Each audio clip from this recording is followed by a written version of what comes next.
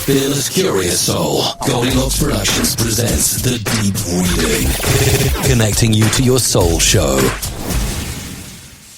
Welcome. This is Suzanne Wyman, and I am bringing the show to you today called The Deep Psychic Reading, and I want to know that you are welcome and that thank you for tuning in today. Set your intention as we begin the show so that you can hear and listen closely to what the universe says in response to your intention. So I'm going to be answering different people's questions, but remember, if you're tuned in today in some way or another, those questions and answers also could apply to your life and give you clarity. And if you feel connected, deeply connected to the question or the answer, remember that is the way that the universe is supporting you, answering you, and responding to the intention that you have set. The universe supports you. All is well.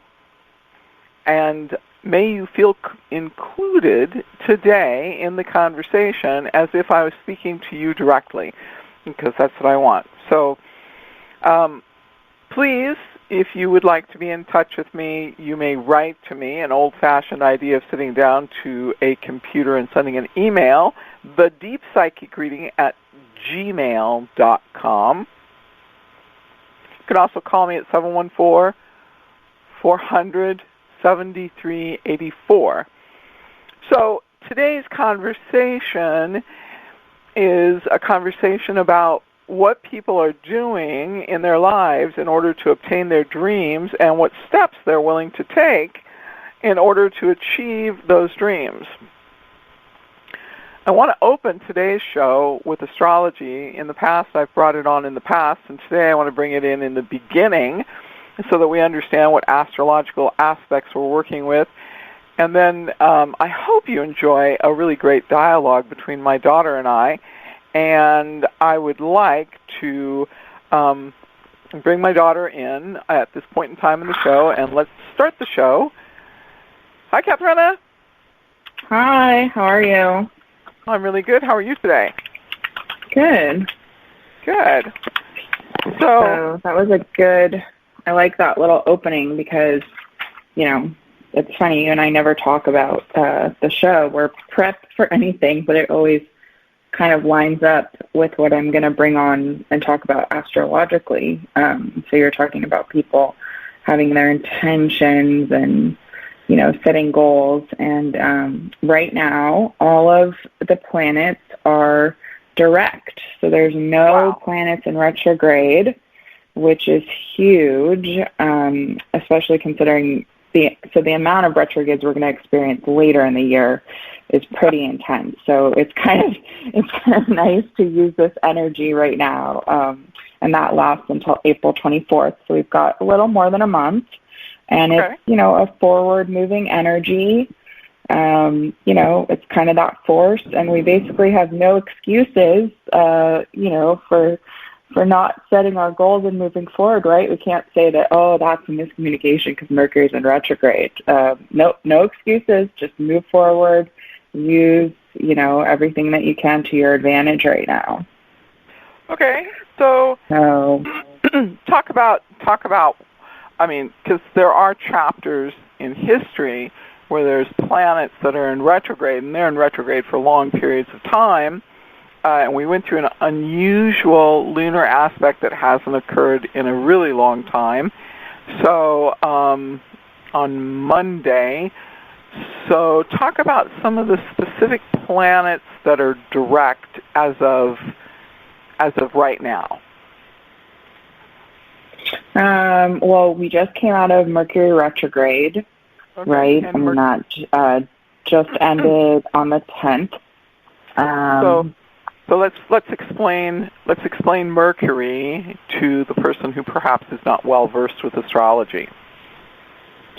So Mercury is our planet of communication and travel, I do always relate it back to the mythology of Mercury being the messenger to the gods. That's just the easiest way for me to remember that. But if you don't study mythology, it's just about our travel, communication with one another. And when it's in retrograde, it's not usually a time for us to start new things, draft contracts or sign contracts, enter into new projects.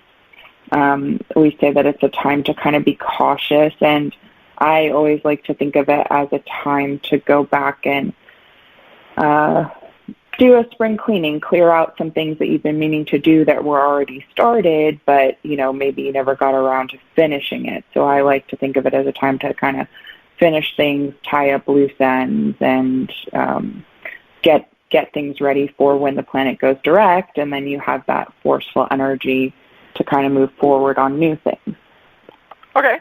So I always say an astrologer without mythology is a waste, and that's kind of a piece of plagiarism from the line of a beautiful woman without a sense of humor is a waste. So tell me, because if you understand mythology and then you go to look at astrology, what happens in that process? Because your process of doing astrology is radically different than my process, and yet some of the things that you know about astrology you learned from me. So talk about the mythology-astrology link and how it works in your thinking. Well, I think it's hard because a lot of the mythology that we grow up learning in school is usually Greek mythology. And then in astrology, you have all the Roman names that are applied to things. So if you don't have that crossover of the Greek and Roman interchange of names, because it usually is the same stories, that can be hard. But yeah, I always was a studier of mythology, probably had a lot to do with your interests and what I observed you doing as a child, and so it was just a natural inclination, but I really did enjoy it on my own. And for me, it just helps to kind of explain the meanings behind things. It's almost, we learn as children through fables and stories. And so for me, that process was never lost as an adult, right? You learn through stories. And I think that's what the ancient Romans and Greeks did in teaching astrology. They applied meanings and kind of understanding that energy that pulls on us, and just helps us remember in a way that's more interesting and fun than just saying, don't sign a contract, don't send that text message without rereading it, spell check, proof everything, right? That's not really always helpful and always with the right mindset. If you kind of just have the story behind it, then, like I said, it's like a fable that you learn as a child. Okay. I like that analogy. And so when we actually take the planets and we take the zodiac and we look into the sky, and I've taken out those cards and shown you, this is what they said, this gathering of these stars translates to the following figure, which tells us the following story. To me, it was a way of telling the human story in parables in such a way that people could see that their story was like other people's story, and so that created a sense of connectedness, and it also explained some of the difficult dynamics that happen in the human psyche and the human experience. Yeah, absolutely. I mean, we see a lot of fables that are the same throughout ancient civilizations, right, that they teach children. They're very similar parables that children are taught, but they're taught in many different cultures, and I think that that history through story is very much a form of connectivity. I like it. The other thing to note with these planets going direct is that on March 19th, we start Aries season with a spring equinox. So it really is like a nice just boost of energy, I think, for fresh starts and these new beginnings and all these possibilities. It's, you know, kind of time to lead and start our goals, which, you know, with the beginning of this year kind of being in chaos, I mean, the last 2 months have felt like we've already gone through a year in some ways. But now it's the start of the astrological year. So I think it's kind of nice to just envision a fresh start and just new opportunities as we move forward.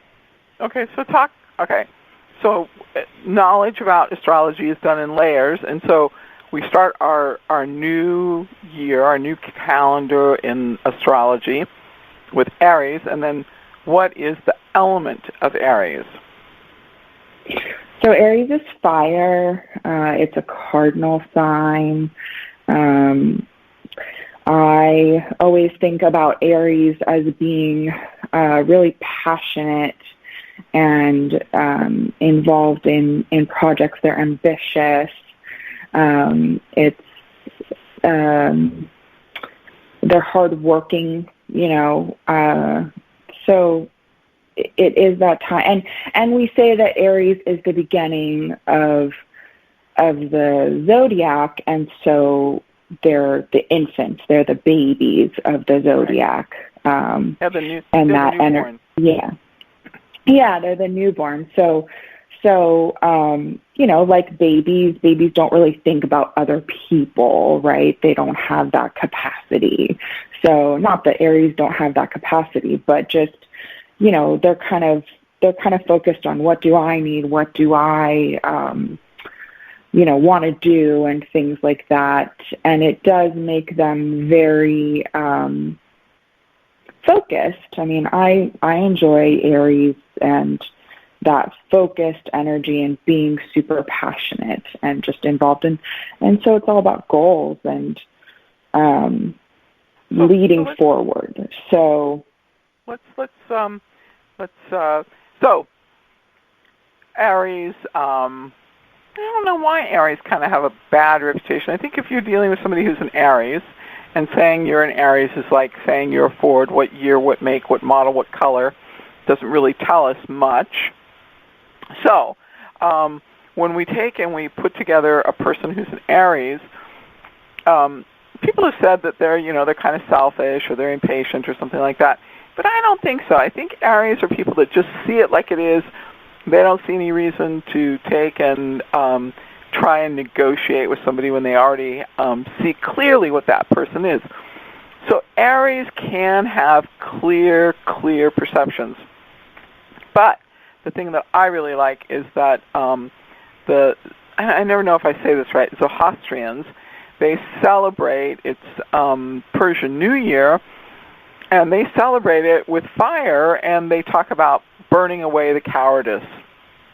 And so it is an interesting concept because it predates Christianity and Buddhism, and it's a big influencer on Buddhism and Christianity and, of course, the Jewish traditions.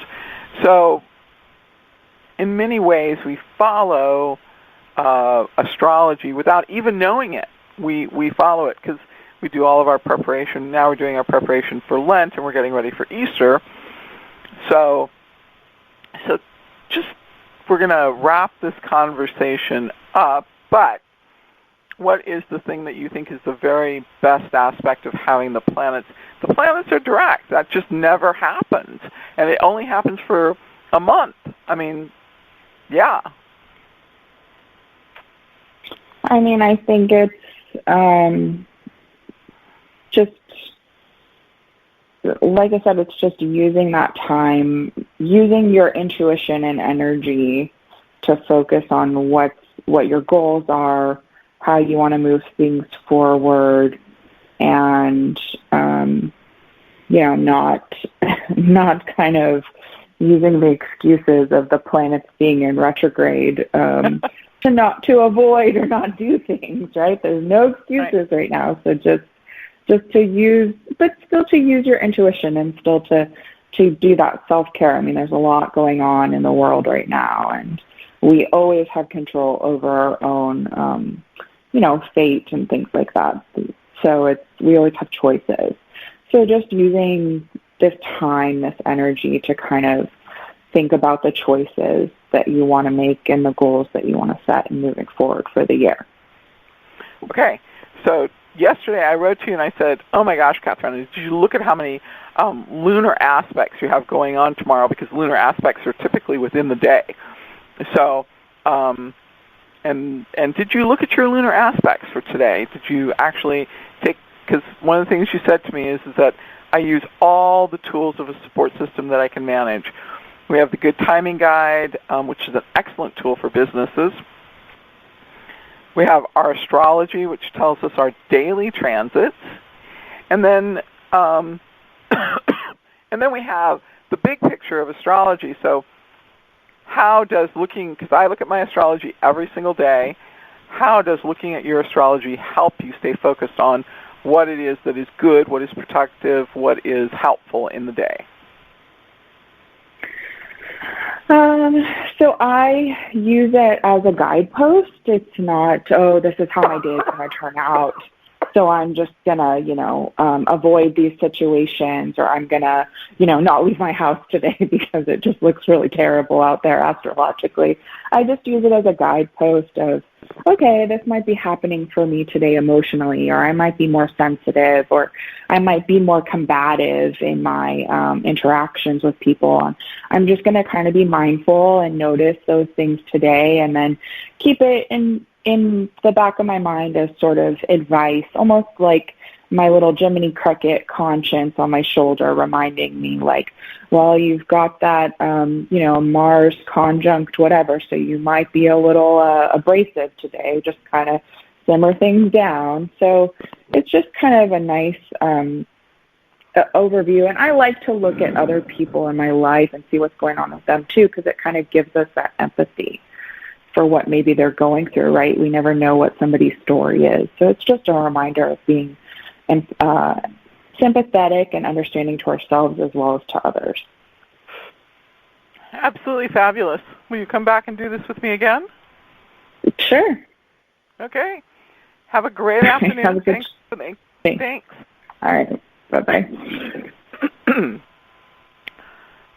So you're listening to the Deep Psychic Reading, and it's Suzanne Wyman, and great conversation for me to have with my daughter about astrology.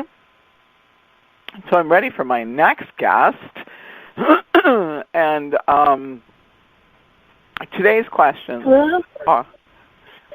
Hi there. Is this Emily? This is Emily. Hello? How are you? Good, thank you. How are you? Really good. Thank you so much. So, really a kind of an interesting piece of insight to realize that today is the first time that we've had the planets go direct. We're out of Mercury direct. If there's an intention that you're going to set and a goal that you're going to put together in order to achieve your dream, the planets have you supported at this moment. So what is your question for us today? So I'm interested in changing careers, so I want to know what are some of the steps that I can take to kind of do my dream job. Okay. What job would you like? What is your dream job? I'd like to work in the entertainment industry and like developing films and TV shows. Okay. I think you're perfectly qualified for that job. And so if you were to be honest in this conversation, what would you say was the one thing that was holding you back? Probably myself. Okay. Can you be, do you want to talk about that, or you want to be more specific? What would you like to do? I just think I'm, like, I have the skills on the inside, but the confidence to bring them outside needs help. Okay. Okay, I understand what you're saying, that you have the dream, and I don't believe that anybody is given a dream, a vision, or an opportunity to see themselves in a position in their life that they're not given the tools in order to make it happen. And so I never believe that a conversation is a coincidence or happen chance encounter is really happen chance. I believe that those are all pieces to your thought process, and that is the universe answering your intention. That's how I see it. So I'm going to try and see if I can get you to, be a little bit more forthcoming about what it is, because I think that you question yourself, you doubt yourself, and you believe that you're not enough. And if nobody has ever worked in a situation of where you're working in a position of movie industry, it is an extremely competitive environment in a way that only the bravest, only the truest, only the most talented really emerge, right? Right. So talking about it in that way, because I'm trying to find a way to talk about it that I can get you to sort of talk a little bit about what you think is holding you back, and then we can go to work on the solution. What would you say was what is the one thing that holds you back? Because you have education, you have training, you have drive, you have ambition, you have nice social skills, which are an important ingredient, right? Yeah. Okay. Yeah, I think it's I think mainly it's just like believing in myself that I can do it. Okay. Believing that you're enough. Yes. Okay. So, so the first thing I'm going to ask you to do is I'm going to ask you to take and put up a beautiful image of the words that say, I am worth it. Just that simple. I'm worth it, because you are worth it. Okay? And then I'm going to give you some time. I'm going to give you some timeline pieces. This piece of time right now that we're involved is really the best time for you to fine-tune exactly where you want to be working and what you want to be working on, because you know there are not enough good writers in Hollywood. The biggest thing, Jane Fonda's quote is what does Hollywood need? Hollywood needs more good writers. So, okay, so you are a good writer. You do know where your talent lies. And so this chapter, and it lasts probably about 28 or 29 days, where you really fine-tune that process. Whenever you have an idea or a thought, or even an image that you see in a magazine, I'm going to ask you to put it in one stack in one area of your office and leave that stack there. Just compile the ideas.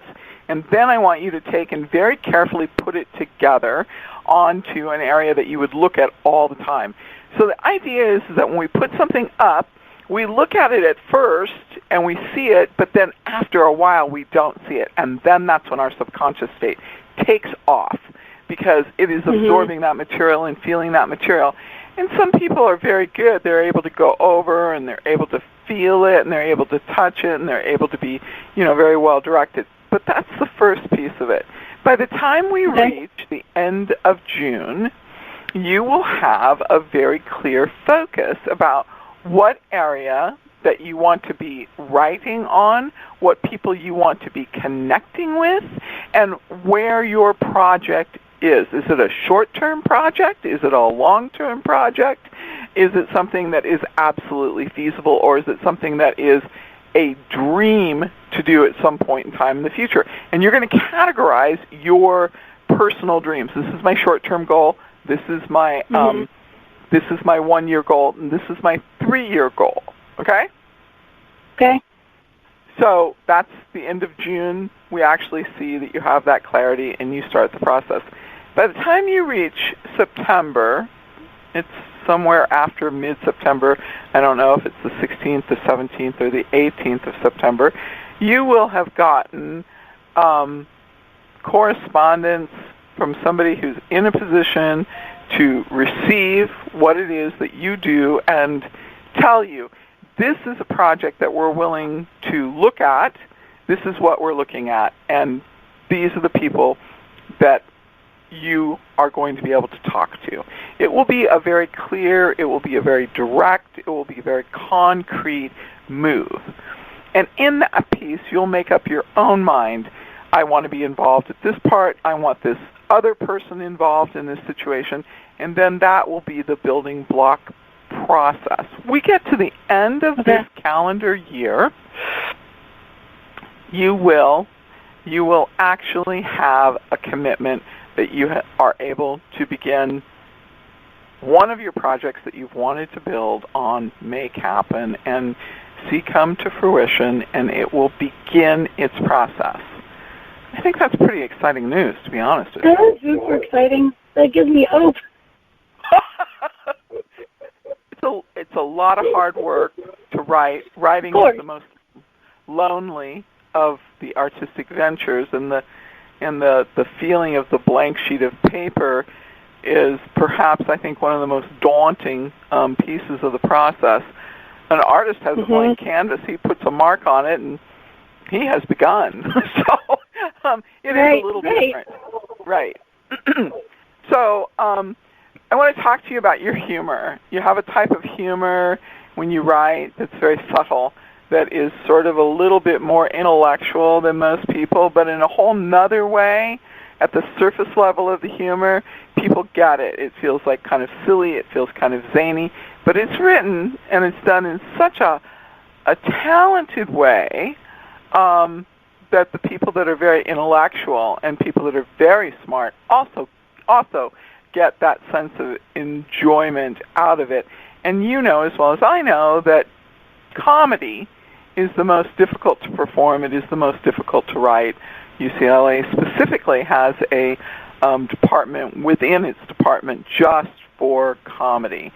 So I would like to see you use that tool that you have intuitively, spiritually, and as something deep within you. I don't know if you would be allowed to take an audit classes or what, but I want you to find a way to actually listen to other people trying to put together ideas and performances around comedy. Not because you actually need that instruction, but because it gets your brain to work in a very, very different way, which serves as an inspiration.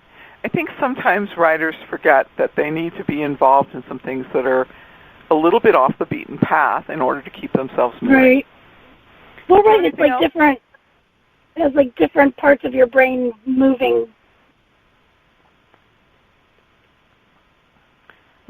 and creating a different neural net so that you think differently. Your brain is extremely resistant to changing how it thinks because it uses up more energy if it changes how it thinks. So your brain always wants to go back to what takes up less energy, and I mean physical energy. Right. So the process, and also remember, unfamiliar territory is often uncomfortable, and people think that they should be comfortable, and I have a theory about people that think they should be comfortable. I think they just don't know how to lay down and admit they're dead, because life is not about your comfort zone. But writing does require a different set of challenges to your mind, to your thinking, to your process, and it is extremely complex. So I'm an avid reader, an absolutely avid reader.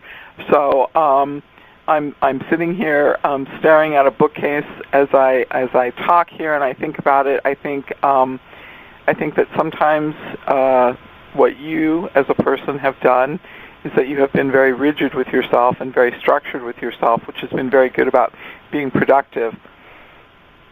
But it has also taken away some of the opportunity to circulate something new into your orbit. And so that's just what I want you to do. I just want you to think about it. I just want you to circulate something different. I want you to put it together differently. It's an excellent moment for you. You should be more than hopeful. You should be well-attuned, well-focused in order to do the things you need to do in order to achieve your dream. And conversations with people often bring about things for writers, which they don't even really understand at the time they're having the conversation or the dialogue with people. But later on they go, wow, now I get it. Okay? So you do have writer's brain, which is excellent. You do have the tortured soul of the writer. Not always easy. Yeah, you like that one. Okay, good. Oh my God. And you do have the discipline, and you do have the fortitude for putting that together. So I'm really quite happy for you. It is good news that I get to give you. This is a special blessing that a person gets to pass on. Good news. Okay. Yes. All right. Thank you. Thank you so much. No. I really appreciate it. You can talk for another minute. Come on now, wrap this up with me. Try. No, huh?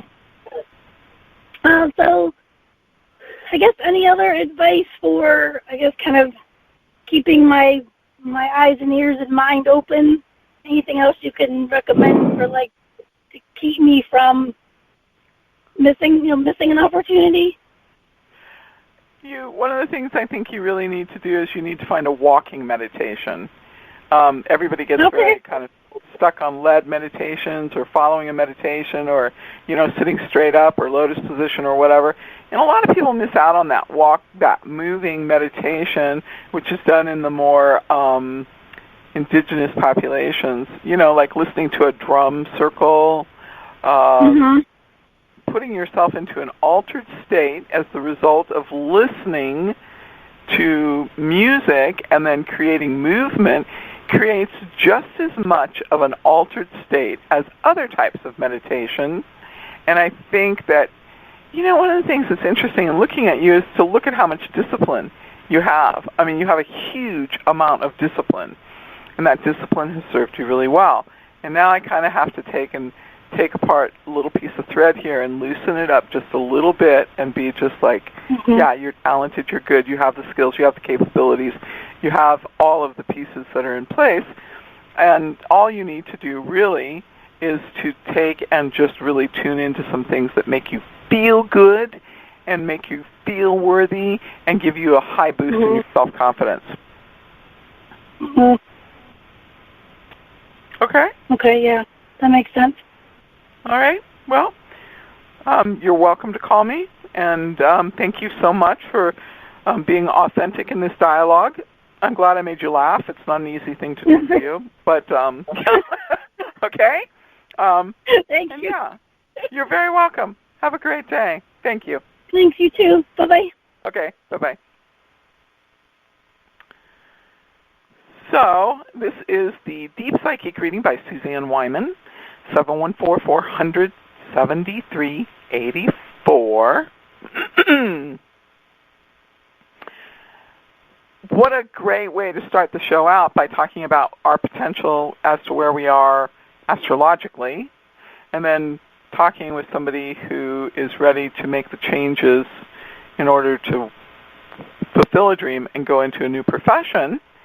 And so I'm hoping that I have my next guest here, and I'm hoping that we can bring her on and include her in the conversation. So yes, I'm here. You're here. How are you today? I'm all right. How are you doing? Really good. You sound good. You sound really good. That's good. Yeah, it has been a little bit rough lately, illness-wise. Sorry about that. I'm really sorry about that. Yeah. So tell me, let's do your question, because I know, first of all, tell me your first name. Sure. My name is Sean. Okay. And so tell me let's talk about your question. First of all, let's talk about who you, let me just do a short reading on who you are. First of all, you're somebody who has a true understanding of theatrics, the concept of what it means to act and be an actress, and you also are somebody who really thrives and lives to your highest potential when you're in an environment where you can connect to people and you're in control of how you connect to people. So everybody needs a certain amount of control in order to have a sense of happiness about their own personal life, but you feel happiness when you can easily connect physically to the people that you want to be involved with. So somehow or another, you need to interact with a group of people that have the same value system or have something that you want and you can work on. So you are somebody who has a unique ability of going into a group situation and being able to totally isolate yourself and be able to observe. And it's a type of detachment that we don't normally see in people unless, of course, they've done some sort of advanced meditation processes. But I think you were born this way, and you've always been able to go in and be the observer, be the witness, be detached, and observe. I think at one time or another this perhaps was a challenge, but I think what you've learned very quickly is that it's okay to do that sort of process or learning or mindset in a group of people that are good for you. And so that's kind of an unusual skill, to be honest with you. Yeah, that sounds definitely like me. Okay. So what are we going to talk about today? Well, I have a film coming up that I wrote. We are in pre-production, and we are in the transition of hopefully moving into production very soon in the next few weeks. So I kind of am wondering about that process. Okay. Very good. So did you hear the first part of the show about the astrology? Yes. Okay. So this is your time to be very, very detailed in writing out what it is you want and what it is that you're willing to do in order to make it happen, and why making this project happen would actually serve humanity as a greater purpose. So there has to be 3 parts to this goal, okay? And then the next part of it is that you need to be very, very clear about that process. You're an extremely tactile human being, and so you need to take and create a board, a vision board, a dream board, whatever you want to call it, in order to put your stuff on there that requires that you go and touch it and you feel it. You have to put beads on it, you have to put feathers on it, you have to put satins on it, you have to put velvet on it, you have to put textured pieces on it so that when you feel that board, it kicks off these memories and feelings inside of your mind which allow you to become more focused on your dream. To kind of have a short window here, it is scheduled, you are scheduled to begin on the 19th of March was one of the first dates, but we're not, I really kind of hope that you get a little bit more time to get yourself prepared and put together, because it's the first time these planets have gone direct in a really long time, and you could really benefit from focusing that energy. Even 2 weeks of focused energy would make the project much more successful. Okay? Sure. Did you have a dream that we were going to talk about? Yeah, that's actually kind of how this film came about. I had a recurring dream about the events that really happened, and the dream is kind of where I took things from in order to create the screenplay. Okay, so I'm going to ask you to be very precise with me and tell me, you say it's a reoccurring dream, so reoccurring dreams have a category, and so, you know, and then without attaching it to anything else, do you mind just relating the dream? Sure. The dream kind of walked through a relationship that I was in the past, and it kind of showed me important events that maybe I forgot or maybe I didn't view in the same way at the time. Okay. And I kept having the same dream. Okay. So just do the very first line of the dream again for me, and then I make my interpretation about what the dream is about, and then I'll ask you different questions. Sure.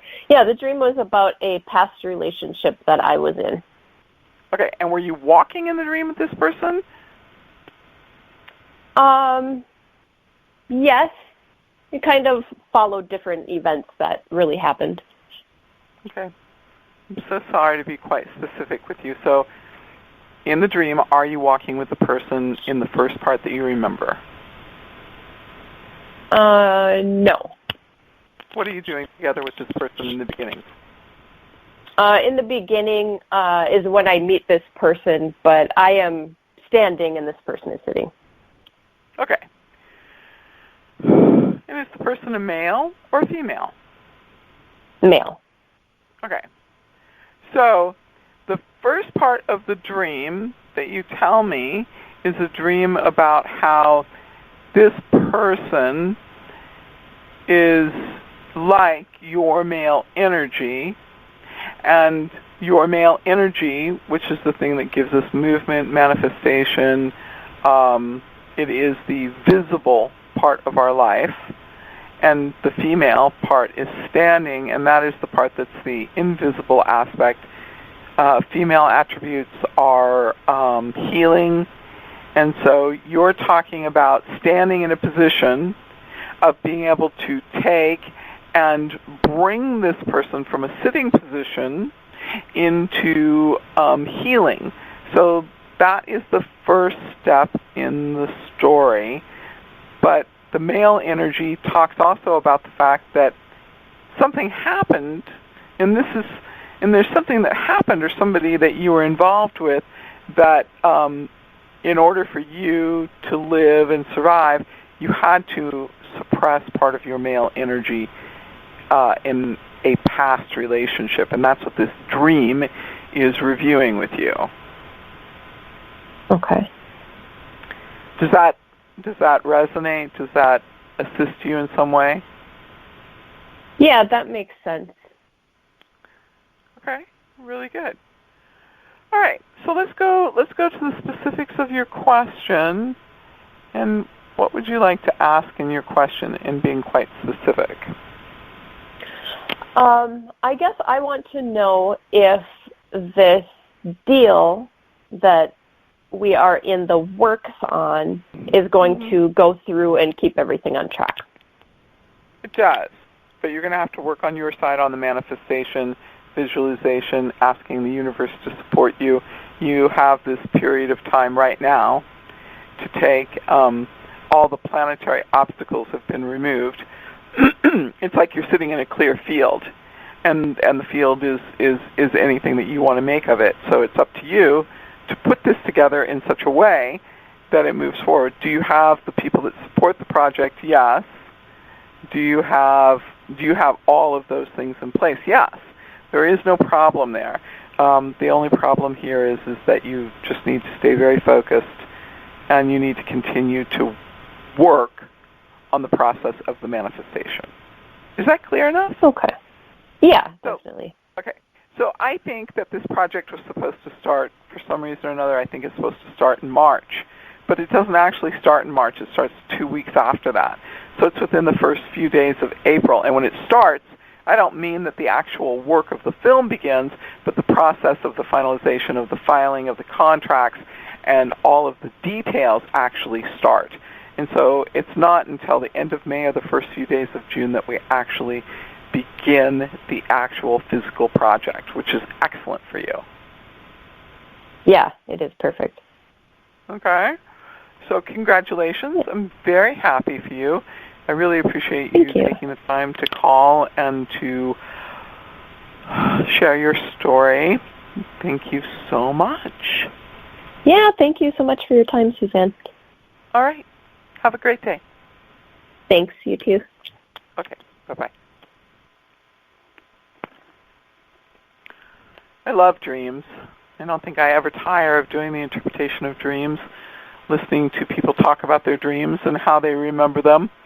I do have a tendency to get a bit caught up in the details in order to try and see if I can create clarity as the result of how dreams work. So the first line of the dream is basically explains the theme. It explains what the dream's content is about. And the funny thing of it is that, people say that doing dream interpretation is hard, and I don't actually, for me it's not hard, so I have a lot of trouble understanding that. But your subconscious mind actually believes, by putting a play on words or bringing in people from different parts of your life, that it's making the story extremely simple. And I have to tell you that I think sometimes people make the process more complicated than it actually is. The dream is telling you the most direct, simple story in a way that it thinks you understand it. 7, some people say there's 8 dream states. I actually believe that there is, I think some people are able to dream at a higher spiritual frequency, and there are 8 separate states. And other people, the majority of people, do their dreaming at the just just slightly below that.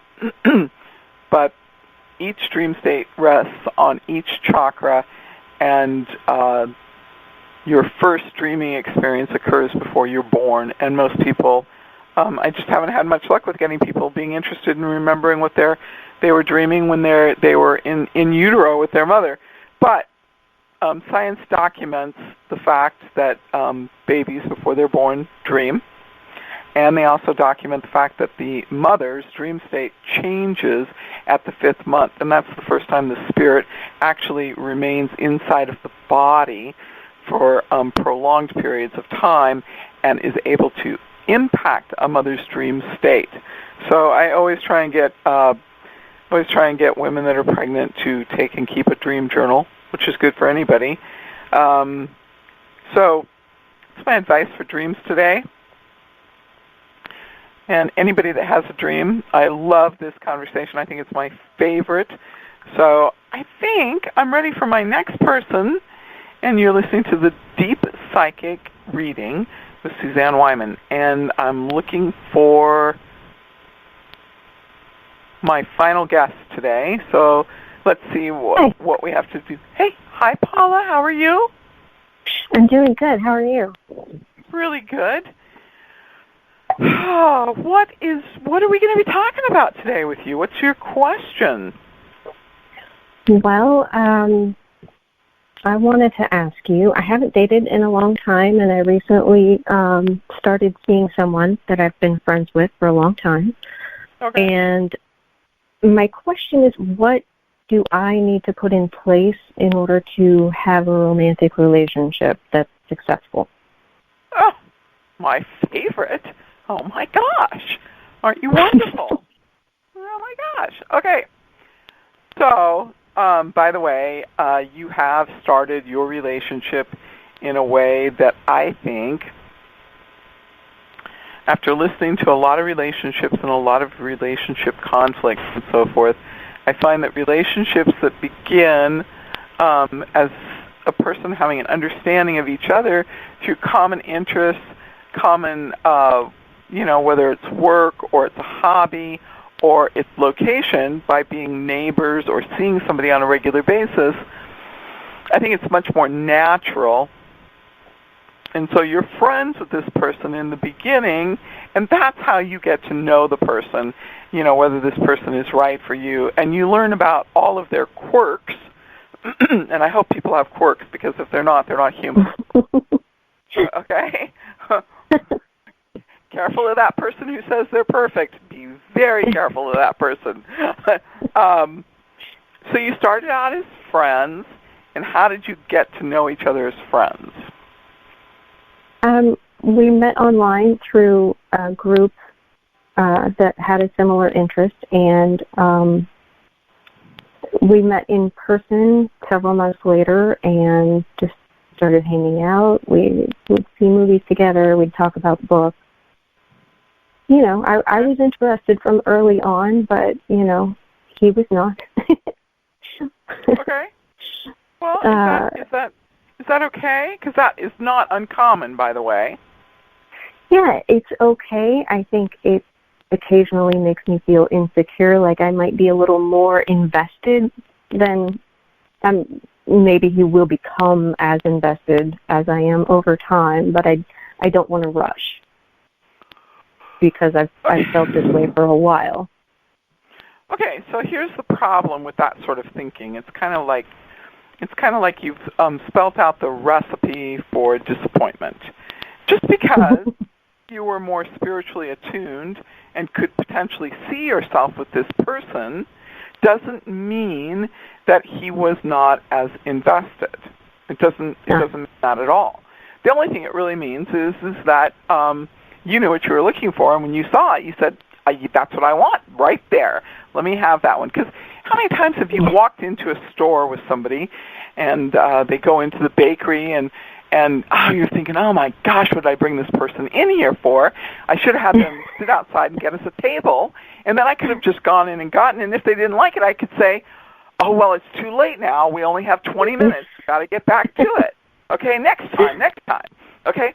So, excellent. Right? that's a little bit controlling. And trust me, I know I can spot controlling behavior a few miles off.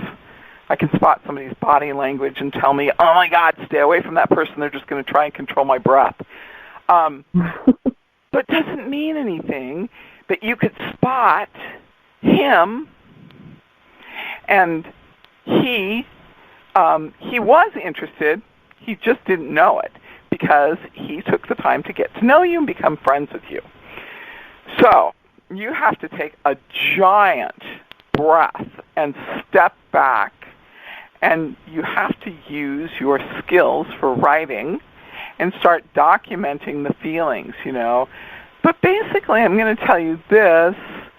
I think that you wonder if you can really have a relationship because it's been such a hard journey for you in your life to have a relationship with somebody who really understood you.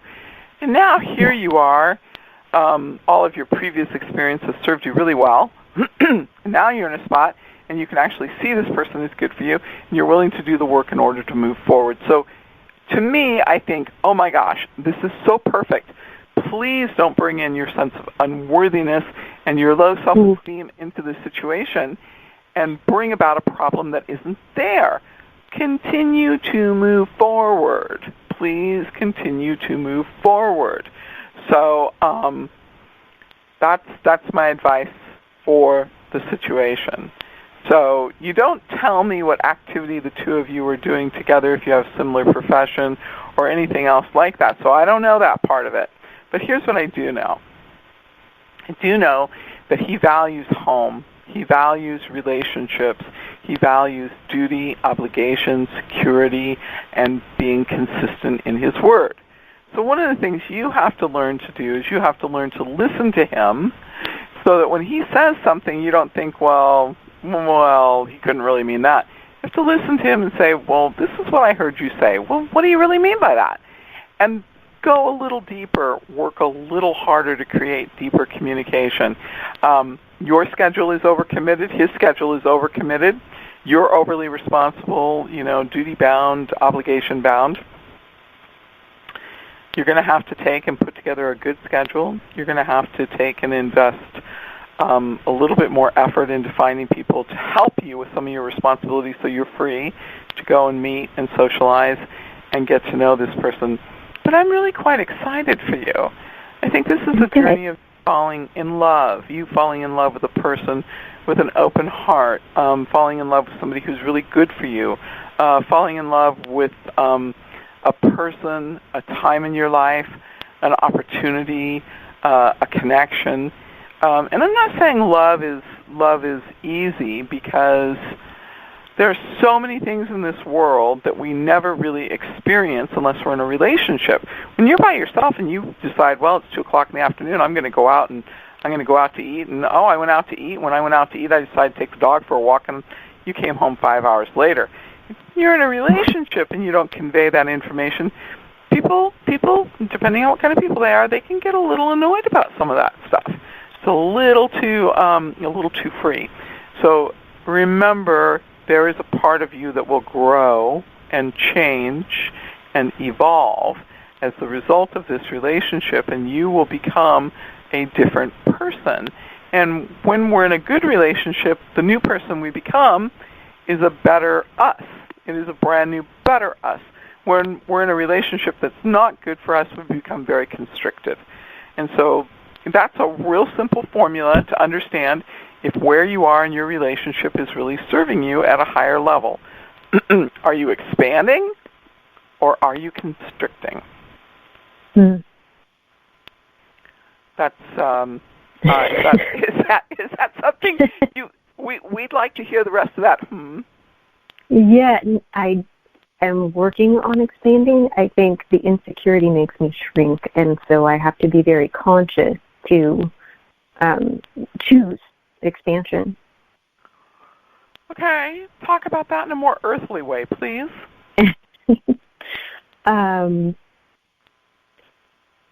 I have a tendency to want to pull away when... How do you pull away? Not communicating. the way I should. What else?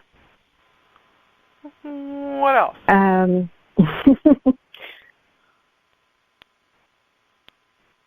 What else?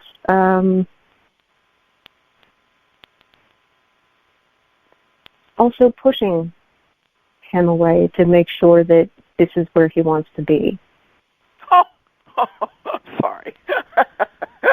Yeah, that's terrible. I admitted that out loud. No, it's an interesting thing because, well, first of all, there's two parts to this process. Part one is the fact that you're aware of it, okay? So when somebody's testing a relationship, who are they really testing? Are they testing the other person or are they testing themselves? This is the question. Wow. I'm guessing it's really testing me.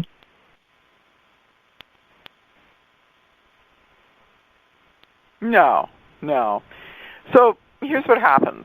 So let's it's Paula, right? Yes. Okay. So let's give the other person a mythical name if you want to, or you can give us his real first name. Let's call him Frank. All right. So there's Paula and Frank. So what happens when Paula and Frank get together? Are Paula and Frank still Paula separate, Frank separate? Is that how it works? It feels like it's a third thing. It is, because there's the relationship. So the relationship becomes its own entity. That's why I love doing astrology for wedding dates, because that wedding date is really a birth of what happens between the two people. Now, if it's at all possible, I like to bring, I did this for a friend, and I brought Venus. The ceremony took place at the moment that Venus entered her 7th house.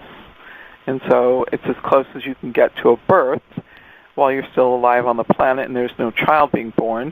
And that's what happens, is that there is you, Paula, there is him, Frank, and then the third piece becomes the relationship. So now that can become a very positive tool, and this is the thing that people don't understand about themselves. They come to me and they say, I was in this relationship with this person and I had no idea that this guy had X, Y, and Z over here. I had no idea. And at first I used to think, wow, that just is not possible. You must have had some inkling. But what that person does is that person creates what the relationship between them, what the two of them is about. So when they are connected together, this person focuses on the relationship and what the relationship should be and what it looks like, and they keep them so occupied that the separate element of the entity of the relationship becomes the dominant factor, and your ability to really understand who you are in the relationship or the other person is in the relationship suffers different problems. A good relationship, it expands. A relationship that is not supportive of who and what you are, it constricts. But you're saying something very different, and that is that you want to know, this is what I think you're about. I think you're about safety, and you want to know the outcome first. Well, if I get told that the outcome is okay, well then, okay, it's safe. I'm going to go ahead and I'm going to put my energy into this relationship. But as soon as it's not safe, I'm going to take a few steps back, and then I'm going to gather myself up, and then I'm going to make a decision if I really want to continue. And what would that be like for the other person? And then what would that be like for the entity of the relationship? That's the question to you. I don't know what that would be like for him. I think for the relationship, it would be devastating. Okay. So in the 1950s, where people got married, a relationship was based on the needs of two people having all their needs met within that relationship. No outside sources, no outside support, nothing.